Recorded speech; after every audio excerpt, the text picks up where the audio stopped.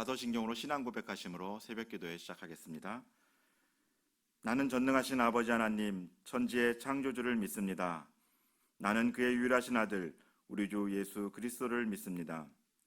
그는 성령으로 잉태되어 동정녀 마리아에게서 나시고 본디오 빌라도에게 고난을 받아 십자가에 못 박혀 죽으시고 장사된 지 사흘 만에 죽은 자 가운데서 다시 살아나셨으며 하늘에 오르시어 전능하신 아버지 하나님 우편에 앉아 계시다가 거기로부터 살아있는 자와 죽은 자를 심판하러 오십니다. 나는 성령을 믿으며 거룩한 공교회와 성도의 교제와 죄를 용서받는 것과 몸의 부활과 영생을 믿습니다. 아멘. 420장 함께 찬양하시겠습니다. 420장 함께 찬양하시겠습니다.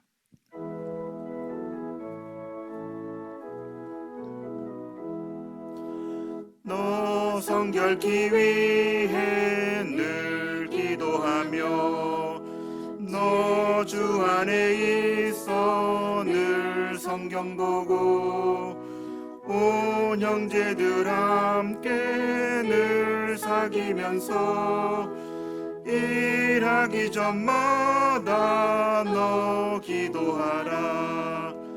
너 성결케 위해 내 머리 숙여 저 은밀히 계신 내 주께 빌라.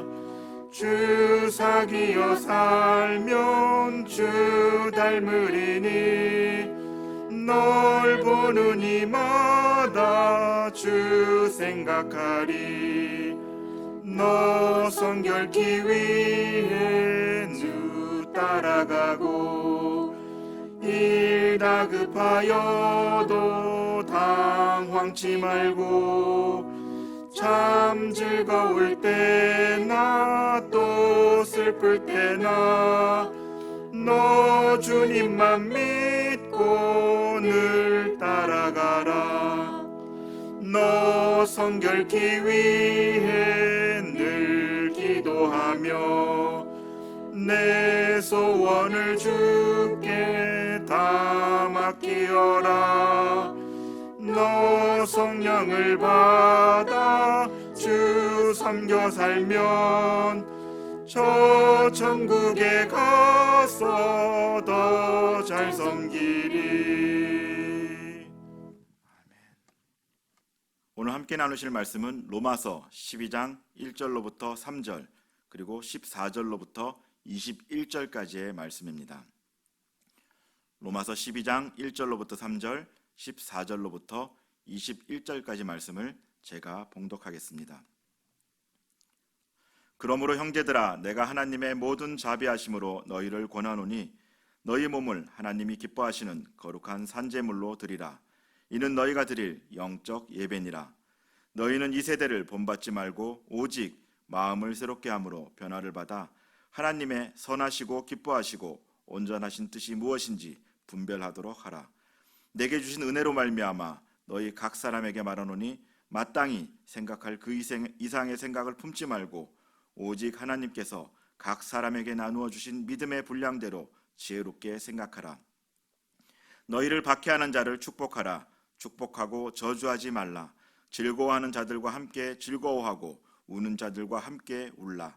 서로 마음을 같이하며 높은 데 마음을 두지 말고 도리어 낮은 데 처하며 스스로 지혜 있는 채 하지 말라.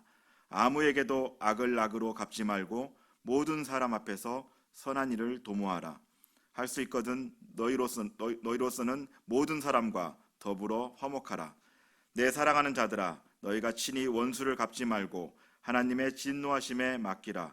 기록되었으되 원수 갚는 것이 내게 있으니 내가 갚으리라고 주께서 말씀하시니라. 내 원수가 줄이거든 먹이고 목마르거든 마시게 하라. 그리함으로 내가 숯불을 그 머리에 쌓아 놓으리라. 악에게 지지 말고 선으로 악을 이기라. 아멘. 기도하시겠습니다. 아버지 하나님, 한 주간 동안 성도의 삶에 대해서 로마서 말씀을 통해서 나누려고 합니다. 특별히 아버지 하나님, 오늘 말씀을 통하여서 마음을 새롭게 하는 법을 깨닫게 하여 주셨고 그 마음을 새롭게 함으로 말미암아 우리가 하나님께서 온전하게 기뻐하시는 뜻, 그리고 우리가 하나님이 원하시는 대로 삶을 살아갈 수 있도록 도와주시옵소서. 감사드리며 존귀하신 예수 그리스도 이름으로 기도드립니다. 아멘. 성도의 삶, 마음을 새롭게라는 제목을 가지고 말씀을 좀 나누려고 합니다. 무엇의 변화를 시작하려고 한다면은 어떤 행동보다도 마음이 먼저 움직여야 되는데요. 그런 측면에서 오늘 말씀을 살펴보도록 하겠습니다. 모든 살아있는 것의 특징은 변화한다는 것에 있습니다. 그러니까 변화한다는 것은 성장한다, 이렇게 말로 바꿔볼 수도 있는데요. 그 성장이 내적인 성장이든 아니면 외적인 성장이든 분명히 살아있다라고 한다면 변화하는 것은 틀림없는 것 같습니다. 물론 가능하다면 변화가 좋은 방향으로 가야 될 텐데요. 그것을 싫어하시는 분은 없을 것 같습니다. 나는 점점 시간이 지날수록 건강이 나빠졌으면 좋겠어. 아니면 시간이 지날수록 점점 더 사업이 잘 안 됐으면 좋겠어. 아니면 내 신앙도 성장하지 않고 계속 부정적인 것만 내 안에 쌓였으면 좋겠어 라고 생각하는 분들은 계시지 않을 것이라고 봅니다. 일신우일신이란 말이 있지요. 날마다 내가 새롭게 조금씩 변화되고 지금보다는 성장해야 된다는 것을 기대하면서 하는 말일 텐데요. 어쩌면 살아있다는 것은 이렇게 성장한다, 이렇게 변화한다라는 것으로 말할 수도 있을 것 같습니다. 지내다 보면은 더러는 텃밭을 하시는 분들이 종종 찾아와서 말씀을 나누고는 합니다. 모종을 사서 그 모종을 심고 또 물을 주고 거름을 주고 때로는 김도 메워주면서 넘어질까봐 또 지지대도 세워주고 이렇게 하면서 애를 쓰면서 이 모종을 키우게 되는데요. 그런 정성이 시간이 흐르고 나면은 이제 열매 맺게 되는 것을 보게 됩니다. 야채가 생기기도 하고 어떤 다른 열매를 맺게 되기도 하는데요. 그것을 보면서 수확의 기쁨도 느끼고 또 하나님의 섭리에 대해서 놀랐다라는 이야기를 하시고는 합니다. 반면에 이렇게 자라지 못하는 모종도 있죠.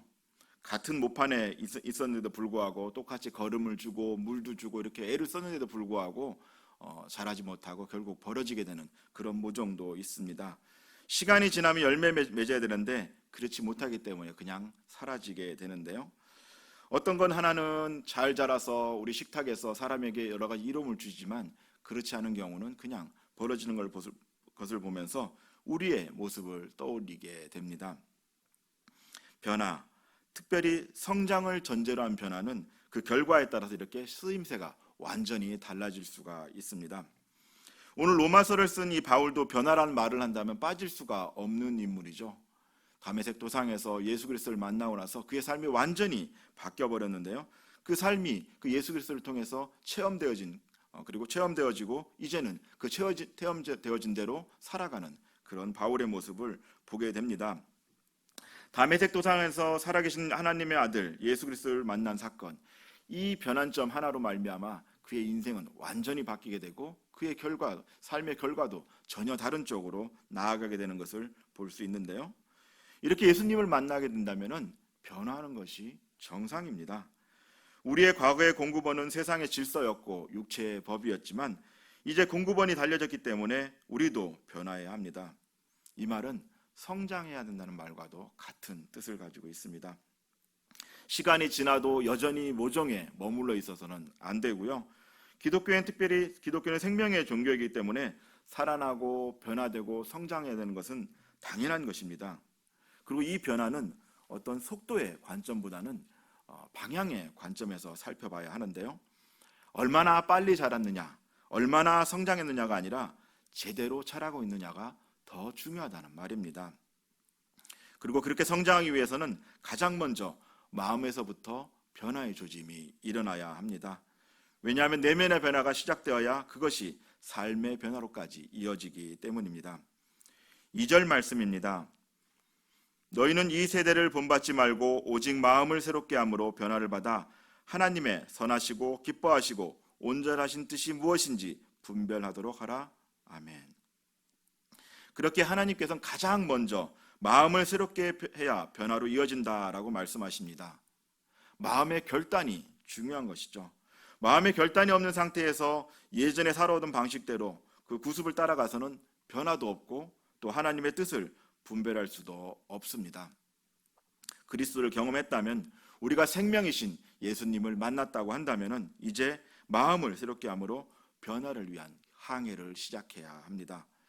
그것이 때로는 어렵고 또 그 넘어짐으로 인해서 넘어짐이 계속 반복되면은 또 마음도 낙심이 되고 그렇게 된다고 할지라도 그 길을 걸어가야 하는 것은 우리가 하나님의 선하시고 기뻐하시고 온전한 뜻이 무엇인지 분별하는 것을 하나님께서 아주 기뻐하시기 때문입니다. 아버지의 마음이 어디에 있으며 하나님의 마음이 무엇을 기뻐하시고 또 무엇을 원하시는지 성도라면 마땅히 알아야 합니다. 그렇기 위해서 우리는 날마다 마음을 새롭게 해야 합니다. 그렇다면 마음을 새롭게 한다는 것은 어떤 의미를 지니고 있는 것일까요? 당연히 그리스도를 만났으니 마음이 새롭게 돼야 됩니다. 그런데 저절로 되지는 않습니다. 밭에 식물을 씨앗을 뿌린다고 해서 이 식물이 저절로 자라날까요? 그렇지 않죠. 밭을 기경해야 됩니다. 잘 기경하고 가꿔줘야 되는데요. 하나님께서는 우리가 지금까지는 다른 삶을 살기를 원하시고 변화되기를 원하시기 때문에 마음을 새롭게 가꾸는 방법을 우리에게 제시하고 있으십니다. 마음을 새롭게 하기 위해서는 어떻게 해야 되는지 오늘 본문의 말씀을 통해서 나누고자 합니다. 첫째, 마음을 새롭게 하기 위해서는 우리의 몸을 하나님이 기뻐하시는 거룩한 산제물로 드려야 합니다. 1절 말씀인데요. 그러므로 형제들아 내가 하나님의 모든 자비하심으로 너희를 권하노니 너희 몸을 하나님이 기뻐하시는 거룩한 산제물로 드리라. 이는 너희가 드릴 영적 예배니라. 아멘. 참 많이 들어본 말씀이죠. 이 중에서 너희 몸을 하나님이 기뻐하시는 거룩한 산제물로 드리라 라는 말이 핵심인데요. 이 말은 너희 몸을 거룩한 산제물로 바친 상태, 그 바친 상태로 들어가게 하라는 뜻입니다. 그러니까 무슨 얘기냐면은 이 산제물로 드리는 순간 이미 하나님께서 마음대로 사용하시도록 자신을 온전하게 내어드렸다라는 뜻을 이 안에 담고 있는 것이죠. 예를 들어서 우리가 주일 전날 헌금, 예물을 준비한다고 가정해 봅시다.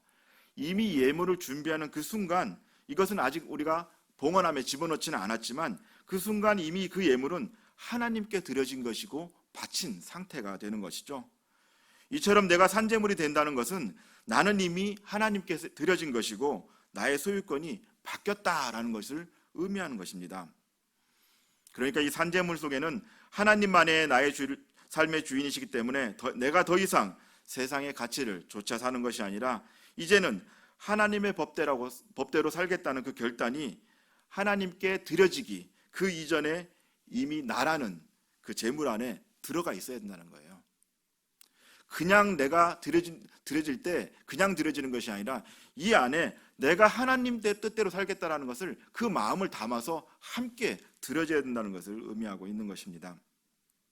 오로지 예수 그리스도의 보혈의 공로로 살아가는 우리가 변화를 위해 마음을 하나님께로 향하고 삶의 방향을 바꿔야 되는데 여전히 나의 마음이 세상에 빼앗기고 또 세상의 흐름을 따라가며 육신의 정욕과 안목의 정욕 그리고 또 이성의 자랑을 위해서 나의 물질과 시간과 건강 아니면 하나님께서 나에게 주신 재능이나 이런 마음을 사용한다고 한다면은 이것은 결코 하나님께서 기뻐하시는 산제물이 될 수가 없습니다.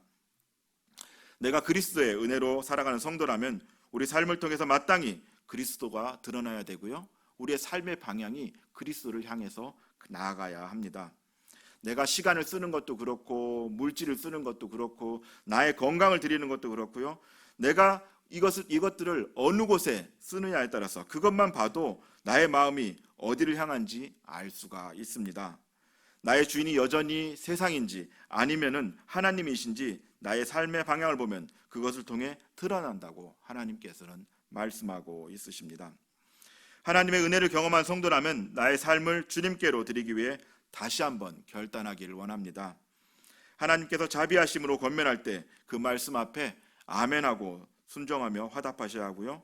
하나님께서 사용하실 수 있도록 나의 주권을 온전히 내어드려야 합니다. 이것이 거룩한 산제물로 나를 드리는 방법입니다. 제물의 주인은 내가 아니라 받으시는 분임을 기억하길 원합니다.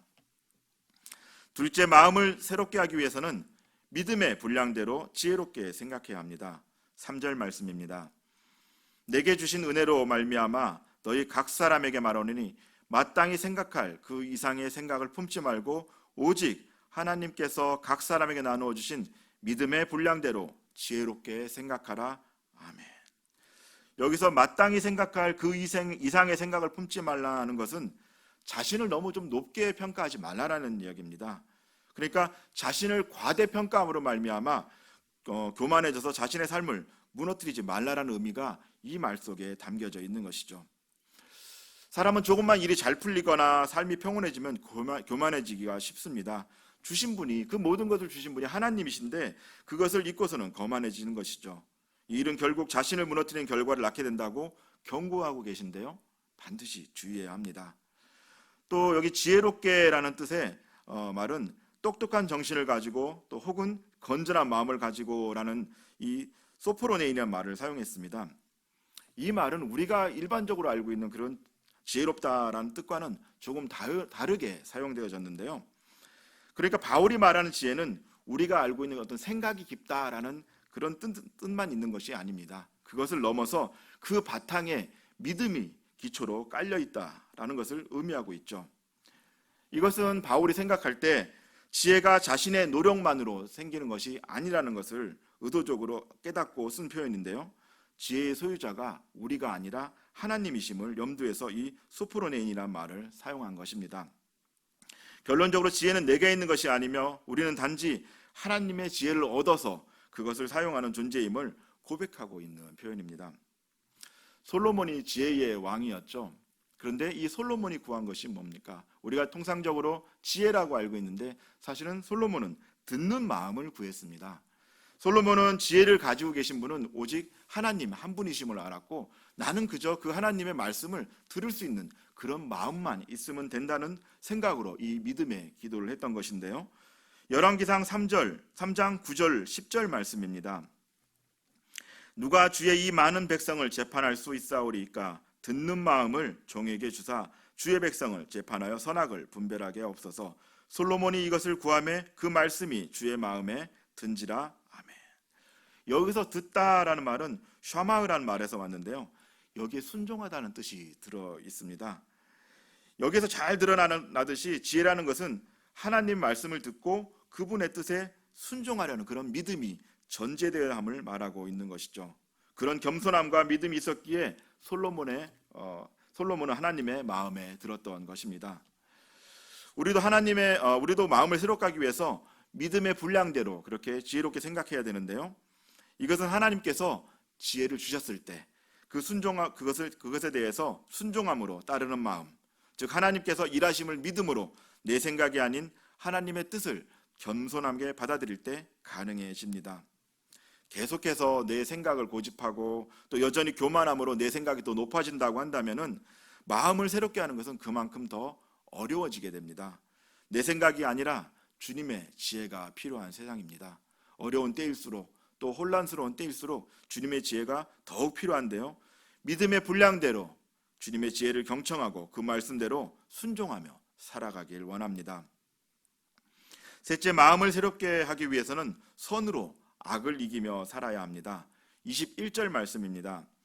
악에게 지지 말고 선으로 악을 이기라. 아멘. 이걸 원문대로 해석하면 계속해서 악에 의해서 정복당하지 말라라는 의미입니다. 여기서 눈여겨볼 말씀이 지지 말고입니다. 지지 말고란 말인데 이 말이 현재로 쓰였습니다. 그러니까 지속적이고도 진행 중인 동작에 대해서 얘기를 하는데요, 제가 예전에 한번 예를 드린 적이 있죠. 현재로 쓰였을 때하고 이것이 과거로 쓰였을 때가 다릅니다. 예를 들면 물 마시는 것이 그렇죠. 만약에 물을 마시다라고 하는 것을 과거로 쓰면은 제가 물을 이렇게 한 번만 마시면 됩니다. 그런데 이것을 현재로 쓰게 되면은 이 물을 마실 때 절대 내려놓으면 안 됩니다. 계속 마셔야 돼요. 언제까지? 다 마실 때까지 내려놓지 않아야 됩니다. 그러니까 여기서 지지 말고라는 얘기는 매 순간은 물론이고요, 단 한순간도 악에게 져서는 안 된다는 것을 강조한 표현입니다. 우리는 예수 그리스도로 말미암아 승리하는 쪽에 서 있습니다. 이미 예수님께서 승리를 하셨고요, 우리는 그쪽 편에 서 있기 때문에 좋은 위치에 있는 것이죠. 그렇기에 악에게 져서도 안 되고 정복당해서도 안 되는 것이죠. 한 걸음 더 나아가서는 지지 않는 것에 머무르지 않고 적극적으로 악을 이기며 살아가야 한다라고 말씀하십니다. 그리고 이기기 위해서 선을 무기로 제시하고 있는데요. 과연 선을 어떻게 이기는 무기로 사용하는지 살펴보겠습니다. 17절 말씀입니다. 아무에게도 악을 악으로 갚지 말고 모든 사람 앞에서 선한 일을 도모하라. 아멘. 아무에게도 악을 악으로 갚지 말라. 참 쉽지 않죠. 우리가 남에게 먼저 해를 끼치거나 괴롭히거나 그렇게 하지는 않아도 남이 나에게 악하게 대하고 또 남이 나에게 힘들게 했음에도 불구하고 똑같이 하지 말라고 이야기하는 것입니다. 게다가 여기에 안주하지 말고 오히려 선한 일을 도모하라고 말씀하십니다. 어떤 사람이 악하게 하더라도 참고 선하게 대하라는 말씀인데요. 참으로 쉽지 않습니다. 그럼에도 하나님께서는 왜 이렇게 말씀하신 것일까요? 이것은 하나님의 심판을 염두에 둔 표현입니다. 그러니까 심판의 몫은 하나님의 영역이니 내가 하나님의 주권의 영역까지 넘어가지 말고 그 일을 개인적으로 보복하거나 또 그 일에 대해서 응징하지 말라는 이야기인 거죠. 모든 것이 하나님의 주권 아래에 있으니까 내가 그것을 임의로 행하지 말라는 뜻이 이 안에 담겨져 있는 것입니다. 하나님께서 일하시기 때문에 그 일에 대해서는 물러나 있으라는 말입니다. 19절 말씀입니다. 내 사랑하는 자들아 너희가 친히 원수를 갚지 말고 하나님의 진노하심에 맡기라. 기록되었으되 원수 갚는 것이 내게 있으니 내가 갚으리라고 주께서 말씀하시니라. 아멘. 19절도 같은 맥락의 말씀입니다. 개인적인 복수를 금하고 있죠. 하나님의 진노하심에 맡기라 라는 표현은 하나님께서 진노하실, 하나님께서 이것을 해결하실 기회를 드리라는 뜻이에요. 사실 이 말은 굉장히 무서운 말입니다. 내가 개인적으로 보복하지 말고 하나님께서 진노하실 거니까 하나님께서 역사하실 기회를 드리라는 이 말은 당하는 쪽에서 보면 정말 무시무시한 표현입니다. 예를 들어서 아주 어린 아이, 한두 살, 두세 살짜리 아이가 저를 한 대 때리는 거하고요. 격투기 선수가 저를 한 대 때리는 거하고 그 파괴력은 어마어마하게 차이가 납니다. 그렇기에 하나님의 진노를 받게 되는 쪽은 엄청난 심판을 맞이하게 되는데요. 이것을 이제 당하는 쪽, 그 심판을 당하는 쪽에서 볼 때는 이건 굉장히 무시무시한 것이죠. 만군의 여호와, 만왕의 왕이 심판을 가하는데 어떻게 안 무서울 수 있겠습니까? 그러니까 우리가 직접 보복함으로 똑같은 죄의 자리에 있지 말고 그저 하나님께서 일하시는 것을 믿음으로 악에 대하여 악을 갚지 말고 선을 대하면 되는 것입니다. 내가 직접 응징하는 정당방위가 성립되지 않습니다. 심판의 몫은 오직 하나님께 있기 때문입니다. 18절 말씀입니다. 할 수 있거든 너희로서는 모든 사람과 더불어 화목하라. 아멘. 그렇기에 우리가 마음을 새롭게 하기 위해서는 하나님께서 일하심을 믿고 우리의 몫인 화목하는 일에 힘써야 합니다. 그것이 하나님 뜻대로 사는 자의 모습이고 옛사람을 버린 자의 모습이며 마음의 변화를 결단한 자의 모습입니다. 말씀을 정리하려고 합니다. 우리는 지금까지 그리스도를 경험하고 마음을 새롭게 하기 위해서 어떻게 살아가야 되는지, 어떻게 결단하는지에 대해서 말씀을 나눴습니다. 첫째로는 우리의 몸을 하나님이 기뻐하시는 거룩한 산제물로 드려야 합니다. 소유권이 내게 있는 것이 아니라 이미 하나님께 있는 자임을 기억해야 합니다. 둘째로 믿음의 분량대로 지혜롭게 생각해야 합니다. 교만한 내 생각대로 행하지 말고 하나님의 지혜를 들음으로 순종해야 합니다. 그리고 마지막으로 선으로 악을 이겨야 합니다. 심판의 몫은 하나님께 있습니다. 정당방위가 성립하지 않으니 나는 선을 통해 화평을 도모해야 합니다. 이렇게 마음이 새롭게 변화되기 위해 믿음으로 결단할 때 우리는 새로운 삶을 살아갈 수 있게 되고 그때부터 비로소 하나님의 뜻을 깨닫게 시작합니다. 그리고 이 모든 것이 하나님의 은혜임을 말씀하고 있는데요. 1절 상반절하고 3절 상반절을 읽어보겠습니다. 그러므로 형제들아 내가 하나님의 모든 자비하심으로 내게 주신 은혜로 말미암아 하나님께서 자비하심과 은혜를 주시기 때문에 마음으로부터 결단할 수 있습니다. 사랑하는 성도 여러분, 예수 그리스도를 만나셨습니까? 그렇다면 그 자리에 머물러 있지 마시고 마음을 새롭게 함으로 변화를 향한 새로운 출발을 해야 합니다. 여전히 구습을 따르고 옛사람의 모습으로 살아가서는 안 됩니다. 고린도후서 5장 17절 말씀입니다. 그런즉 누구든지 그리스도 안에 있으면 새로운 피조물이라. 이전 것은 지나갔으니 보라 새 것이 되었도다. 아멘. 오늘 하나님께서는 주님을 만난 자라면 마음을 새롭게 함으로 변화된 삶을 살아가야 한다고 말씀하십니다. 이것이 하나님의 선하시고 기뻐하시고 온전하신 뜻임을 알고 그 말씀에 순종함으로 열매 맺는 삶을 살아가시기를 주님의 이름으로 부탁을 드립니다. 하나님, 우리가 주님을 만나고 이제 새로운 삶을 살길 원합니다. 예전에 구습을 따라 사는 것이 아니라 변화된 모습으로 살아가길 원합니다. 그러기 위해 우리 마음이 먼저 움직일 수 있도록 하나님 결단하게 도와주시옵소서. 우리 마음을 악한 것에 빼앗기지 않고 오직 하나님의 선하신 뜻에 집중하게 하시고 그대로 순종하며 살아갈 수 있도록 도와주시옵소서. 감사드리며 존귀하신 예수 그리스도 이름으로 기도드립니다. 아멘.